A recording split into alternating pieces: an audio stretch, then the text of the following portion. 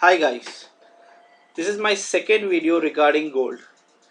Gold is heading for $2,000 and this is as per my Elliott wave analysis. Gold started bull run from 2015, end of 2015 onwards from 1103, and wave 1 was completed from 1103 till 1414, or it was slightly extended till 2018 to the 1420. But that is the only confusing part for me, that is it a 3.3 running or end of 3 running at the moment. And for that I will require a little bit more deep study, because it's that's the only confusing part for me. Is this end of 3 or 3.3?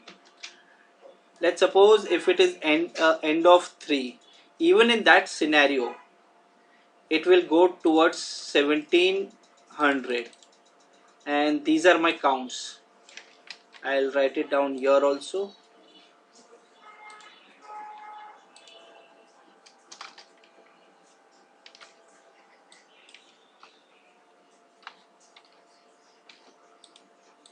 Okay, so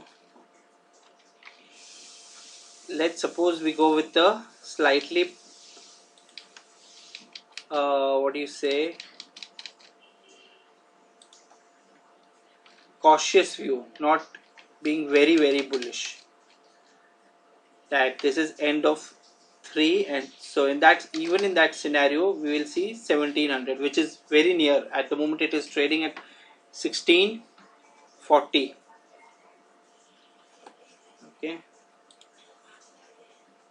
Okay, so the reason for me believing that this will be this is 3.3 is because I see very bearish market in equity, as well as I see very global sort of, not sort of a recession, global pause. Nowadays recession is a bad word actually, so I'll say global pause, which is already going on. There is a lack of everything, lack of trust, or lack of taking risk, so, and automation, everything. So I believe we are in a very low trajectory in terms of trade and even trust, both of them from 2018-19 onwards. So this will continue till 2020, end of 2020, or till 2021 August. After that we will see a super bull market in equity till 15k Nifty, and maybe in S&P also, but S&P I am not tracking closely, very closely, but I know S&P will go down to 2500 in this year itself. From 3600 or 3500, 2500 will, we are in the top in S&P also, let me tell you, where the top is always extends, and it extends by 5 to 10%. So many people would be thinking 13,100 and 3,200 was top, but it has extended towards 3,400 nearly. But it's always the case.